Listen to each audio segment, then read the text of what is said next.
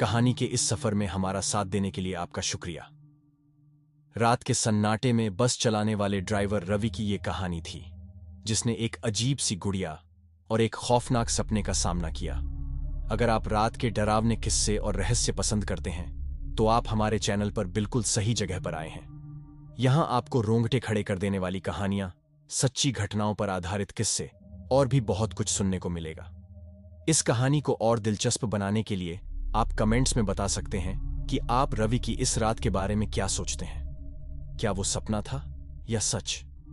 अपने आप को और ज्यादा डरावने अनुभवों के लिए तैयार करें और हमारे चैनल को लाइक और सब्सक्राइब जरूर करें। जल्द ही मिलते हैं एक नई कहानी के साथ। रात काली थी, घनी और इतनी सघन कि सड़क पर हेडलाइट्स जलाने के बावजूद सामने कुछ नजर नहीं आ रहा था। बस की खिड़कियों से सिर्फ पेड़ों के काले बेडौल साए दिख रहे थे, जो तेज रफ्तार से पीछे छूट रहे थे। घंटों से बस चला रहा था, यात्री गहरी नींद में सोए हुए थे और मैं अकेला स्टीयरिंग घुमा रहा था, रेडियो की हल्की फुसफुसाहट को ही सहारा बनाकर। अचानक रेडियो की आवाज टूट गई। एक तेज झटका लगा और बस कुछ दूर तक अनियंत्रित होकर सड़क पर लहराई। मेरा दिल जोर से धड़कने लगा। मैंने स्टीयरिंग पर मजबूती से पकड़ बनाई और ब्रेक दबाया। बस धीरे धीरे रुक गई। बाहर निकलकर मैंने देखा कि बस का पिछला टायर फट चुका था। गुस्से और परेशानी का मिश्रण मेरे दिमाग में घूमने लगा। इतनी रात में सुनसान हाईवे पर टायर पंचर होना कोई अच्छा संकेत नहीं था। मेरे पास एक अतिरिक्त टायर था, लेकिन उसे बदलने के लिए जैक और रिंच की जरूरत थी, जो बस के पिछले डिब्बे में रखे थे। टॉर्च जलाकर मैं डिब्बे में गया। जैक और रिंच तो मिले, लेकिन उनके साथ एक और चीज भी रखी थी, जिसे देखकर मेरा खून जम गया। एक छोटी सी गुड़िया, लाल पोशाक पहने, बटन की आंखें खाली थीं और उसके बाल बिखरे हुए थे। गुड़िया को देखते ही एक अजीब सी सिहरन मेरी रीढ़ की हड्डी पर दौड़ गई।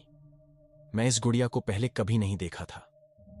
मेरी पत्नी बच्चों को बहुत मानती हैं, लेकिन वो इस तरह की डरावनी गुड़िया कभी बस में नहीं रखती थी। फिर भी मैंने ज्यादा सोचने का समय नहीं लिया। टायर बदलना जरूरी था। कुछ संघर्ष के बाद मैंने टायर बदल लिया, बस को फिर से स्टार्ट किया और रात के सन्नाटे को चीरते हुए आगे बढ़ा दिया। कुछ देर बाद मुझे लगा जैसे कोई मुझे गाड़ी चलाते हुए देख रहा है। मैंने शीशे में झांका, लेकिन कुछ नहीं दिखा। शायद थकान की वजह से हो रहा होगा, ऐसा सोचकर मैंने आगे गाड़ी चलाना शुरू कर दिया।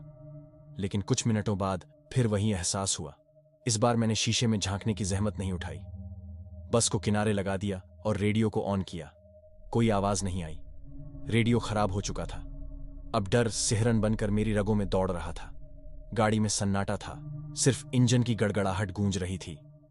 तभी अचानक से शीशे पर किसी के नाखून खुरचने की आवाज आई। मेरा दम घुटने लगा। धीरे धीरे मैंने शीशे में झांका। ब्लैक स्पॉट के अलावा कुछ नहीं दिख रहा था। राहत का एक झोंका मेरे सीने से निकला, लेकिन तभी मैंने देखा कि सामने वाली सीट पर बैठी एक छोटी बच्ची मुझे घूर रही थी। उसने वही लाल पोशाक पहनी हुई थी जो मैंने गुड़िया पर देखी थी। उसकी आंखें बटन की तरह खाली थीं और उसके बाल बिखरे हुए थे। बच्ची मुस्कुराई, एक ऐसी मुस्कान जो खून को जमा देती थी। चीख निकलने से पहले ही मेरी आंखें खुल गईं। मैं पसीने से तरबतर था। कमरे में अंधेरा छाया हुआ था। अचानक दरवाजे से एक हल्की सी खटखटाहट सुनाई। मेरी सांसें थम गईं। खटखटाहट फिर से हुई, इस बार थोड़ी तेज। मैं बिस्तर से उठा और कांपते हाथों से लैंप जलाया। कमरे का कोना कोना छानते हुए मैं दरवाजे की तरफ धीमे से बढ़ा। दरवाजा बंद था, लेकिन खटखटाहट रुकने का नाम नहीं ले रही थी। मेरे दिमाग में बस यात्रा का खौफनाक सपना घूम रहा था। क्या वो छोटी बच्ची असल में थी, या फिर सिर्फ मेरी थकान का वहम? मैंने गले को साफ किया और पूछा, कौन है? कोई जवाब नहीं आया, लेकिन खटखटाहट और तेज हो गई, मानो कोई जल्दी में हो। मेरे पैर जमीन पर जमे नहीं थे, लेकिन दरवाजे को अनदेखा करना भी ठीक नहीं लग रहा था। मैंने गहरी सांस ली और दरवाजा खोल दिया। सामने कोई नहीं था, सिर्फ अंधेरे गलियारे का नजारा। रात की हवा का एक झोंका कमरे में आया, जिससे मेरी रीढ़ की हड्डी में सिहरन दौड़ गई। मैंने दरवाजा बंद करने के लिए हाथ बढ़ाया ही था कि अचानक मेरी नजर गलियारे के अंत में पड़ी। वहां एक लाल धब्बा दिख रहा था। यह वही लाल पोशाक जैसा रंग था जो मैंने सपने में उस बच्ची पर देखा था। मेरे मुंह से एक चीख निकलने ही वाली थी कि लाल धब्बा हरकत में आया। ये कोई कपड़ा नहीं, बल्कि एक छोटी बच्ची थी, लाल रंग के नाइट गाउन में। उसकी पीठ मेरी तरफ थी और वो धीरे धीरे मेरी तरफ बढ़ रही थी।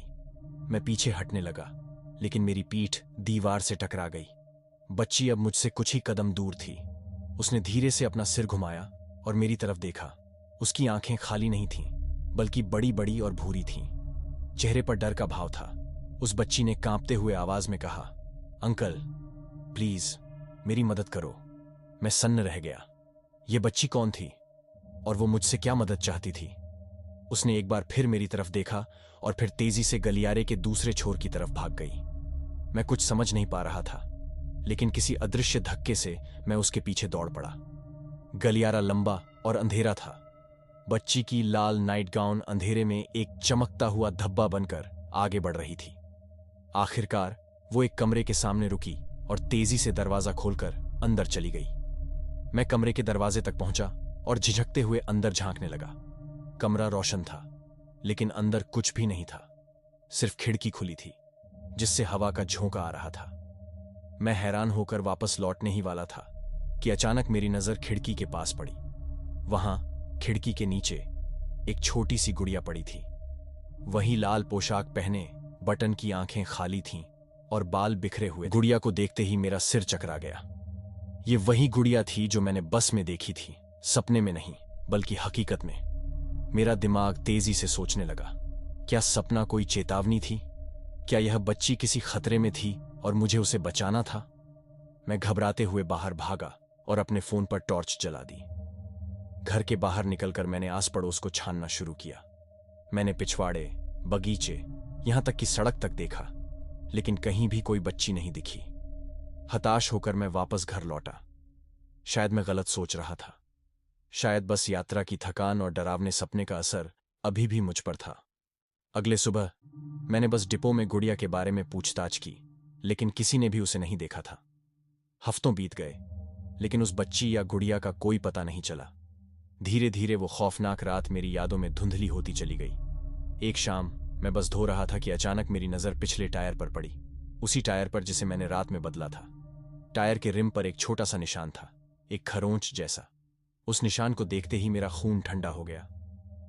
वो निशान बिल्कुल उसी जगह था जहां मैंने बस में पाई गई गुड़िया को रखा था। ऐसा कैसे हो सकता था? मेरे दिमाग में बिजली कौंधी। क्या गुड़िया सचमुच जादुई थी? क्या वो किसी आत्मा को बंदी बना सकती थी? उस रात बस में जो बच्ची मुझे दिखी थी, क्या वो उसी गुड़िया में कैद आत्मा थी? और उसने मेरी मदद क्यों मांगी थी? ये सवाल मेरे दिमाग में घूमते रहे। मैं उस गुड़िया को ढूंढना चाहता था, उसे नष्ट करना चाहता था, लेकिन वो कहीं नहीं मिली। कुछ समय बाद अखबारों में एक खबर छपी।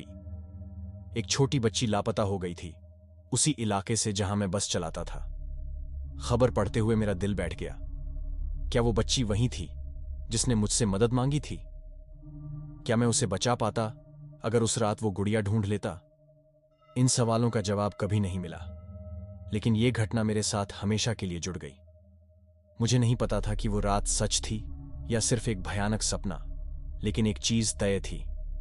कुछ चीजें ऐसी होती हैं जिन्हें हम समझ नहीं सकते, जिन्हें हम नियंत्रित नहीं कर सकते। और कभी कभी मदद की गुहार एक खिलौने के पीछे छिपी हो सकती है, जिसे नजरअंदाज करना भारी पड़ सकता है।